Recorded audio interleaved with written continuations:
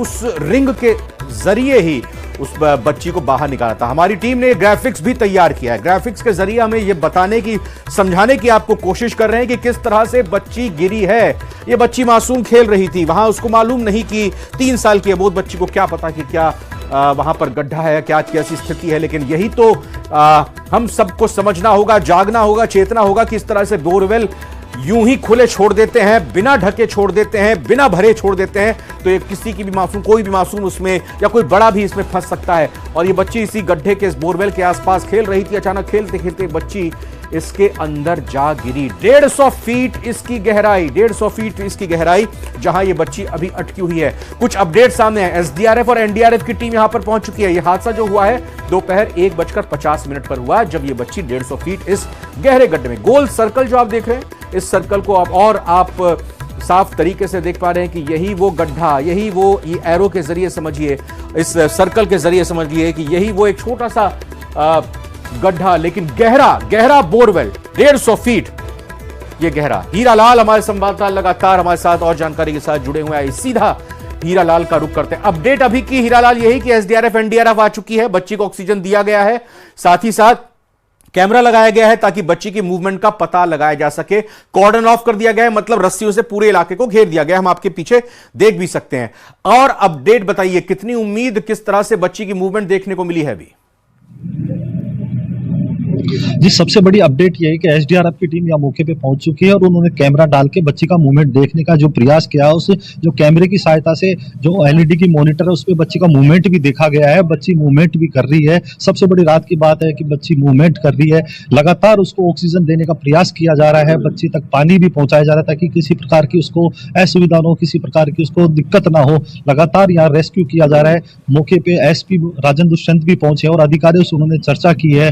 जो रेस्क्यू किया जा रहा है उसके बारे में उन्होंने चर्चा की है। कोटपुतली विधायक हंसराज पटेल वो भी वहां पहुंचे, उन्होंने अधिकारियों से बात की है। जो रेस्क्यू जो टीम द्वारा किया जा रहा है उस रेस्क्यू की जानकारी ली जाए, कितनी देर रेस्क्यू चलेगा। कैमरा पर्सन साथी से कहेंगे कि आप अपनी कमेंट्री, अपनी बातचीत, जानकारी देते रहिए हीरालाल, और थोड़ा कैमरा फोकस करने की जो पूरी कवायद चल रही है, जो उस वक्त वहां रेस्क्यू ऑपरेशन चल रहा है, थोड़ा ध्यान से उन तस्वीरों को भी दिखाएं। आसपास क्या कुछ गतिविधि चल रही है उसको भी दिखाएं और आप जानकारी देते रहिए हीरालाल। जी बिल्कुल, मैं दिखाना चाहूंगा कि मेरे पीछे ये जो कवर किया है, रस्सी लगाकर इस स्पॉट को कवर किया है। इस अंदर जो रेस्क्यू टीम है लगातार उस बच्ची को बाहर निकालने का प्रयास किया जा रहा है। मैं दिखाना चाहूंगा वो एक मॉनिटर है, उस मॉनिटर पे बच्चे को लगातार जो बच्ची का मूवमेंट है, उस बच्ची पे जो गड्ढे के अंदर जो बच्ची गिरी हुई है उस बच्ची का मूवमेंट देखने के लिए जो टीम लगातार कैमरा डाल के रेस्क्यू कर रही है, उस बच्ची का मूवमेंट देख रही है।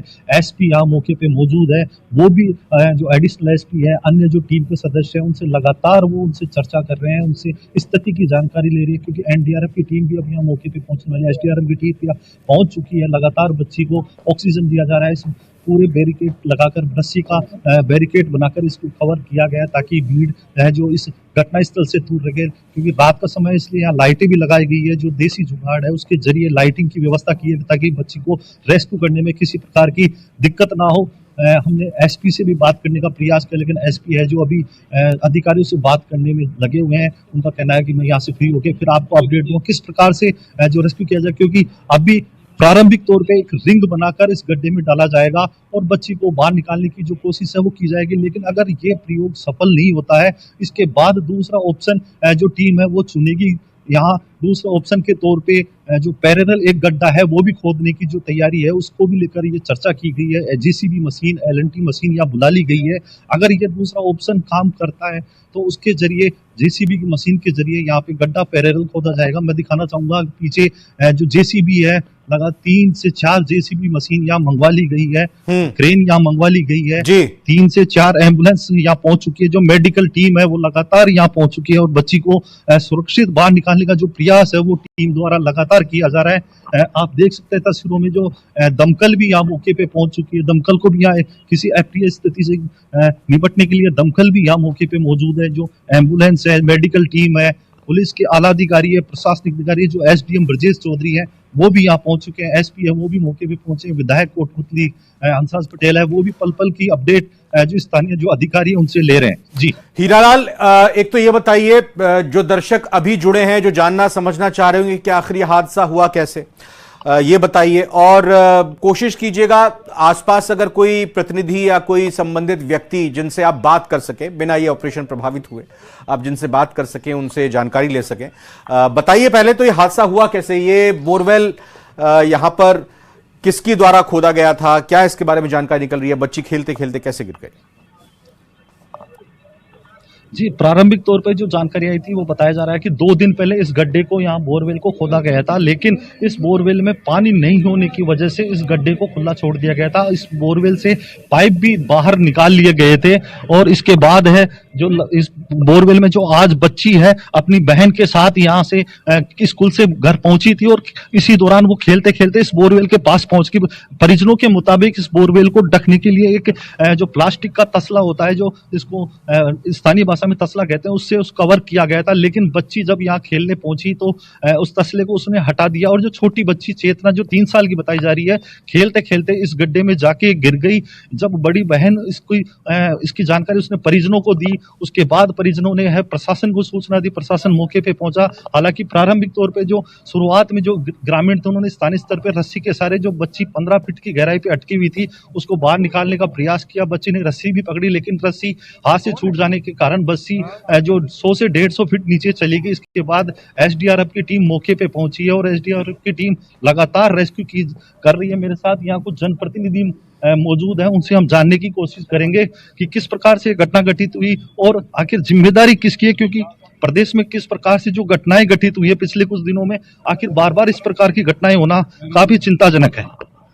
क्योंकि ये पहले से पंचायत राज ने भी इनके आदेश निकाले थे, जो सरकारी बोरवेल है या कोई भी है तो उनको ढका जाए, जो पर्सनल खातेदारी की जमीन है उनको खुद जवाबदारी होगी। क्योंकि अब आदेश निकाल जाएंगे कि जो भी बोरवेल या ट्यूबवेल खाली पड़ा है तो उसको क्या तो ढका जाए या उसके ऊपर जाल लगाया जाए। आखिर बार बार प्रदेश में इस प्रकार की घटनाएं होती है, कोटपुतली के कीरतपुरा में भी ये घटना घटित हुई। पूरा अमला प्रशासनिक अमला है, जनप्रतिनिधि है, आप भी जनप्रतिनिधि हैं, आपकी भी जिम्मेदारी बनती है कि ग्रामीणों को समझाई की जाए ताकि इस प्रकार की घटनाएं नहीं हो। जो आम सभा होती है उसमें जब ये आते ग्राम सभा में जब सभी को बताया जाता है कि जो भी गाँव के अंदर ट्यूबवेल या बावड़ी या कुएं जो खाली पड़े हैं उसको जाल लगाया जाए, उनको ढका जाए, जिससे कि नहीं तो जंगली जानवर उसमें गिर पाएंगे, नहीं कोई कैजुअलिटी हो पाएगी। स्थानीय सरपंच यानी पंचायत प्रशासन हो, स्थानीय निकाय हो, उनकी भी जिम्मेदारी बनती है कि क्षेत्र में सर्वे करवाएं। इसके लिए कानून भी बना हुआ है, लेकिन कानून प्रभावी तौर पर कार्रवाई नहीं हो पाती। क्योंकि ये जो ट्यूबवेल किया है जो अभी 4-5 दिन में किया है और इसे उन्होंने ट्यूबवेल के अंदर नहीं तो कोई प्लेटें लगाई और ये पाइप निकाल लिए, नहीं उसको ढका। अच्छा हीरालाल, एक चीज और आपने बताई कि एसडीआरएफ की टीम अभी पहुंची है, एनडीआरएफ को भी कॉल किया गया है। कहां से एनडीआरएफ की टीम आ रही है, अगर आ रही है तो कितना वक्त लगेगा उनको भी आने में, क्योंकि उनके पास इक्विपमेंट्स एकदम लेटेस्ट होते हैं, साजो सामान उनके पास एसडीआरएफ के मुकाबले ज्यादा संपन्न होते हैं। जी, एसडीआरएफ टीम के पास जो संसाधन मौजूद है उनके जरिए लगातार रेस्क्यू किया जा रहा है। चूंकि एनडीआरएफ टीम के पास इक्विपमेंट जो होते हैं वो काफी उच्च क्वालिटी के होते हैं, कुछ नई टेक्नोलॉजी के होती हैं, तो एनडीआरएफ टीम को भी सूचना दी गई है। कुछ देर में एनडीआरएफ की टीम यहाँ पहुंच जाएगी। उसके बाद जो रेस्क्यू की कार्रवाई है वो और तीव्र गति से होगी, क्योंकि जितनी देर इस रेस्क्यू को करने में बात करते करते आइए वहां पर जहां पर जो अभी ऑपरेशन चल रहा है, क्योंकि पीछे से लोग हैं वो दिखाई नहीं दे रहे, हमारे दर्शक देखना चाहेंगे जहां पर पूरा ऑपरेशन चल रहा है। आप थोड़ा मूवमेंट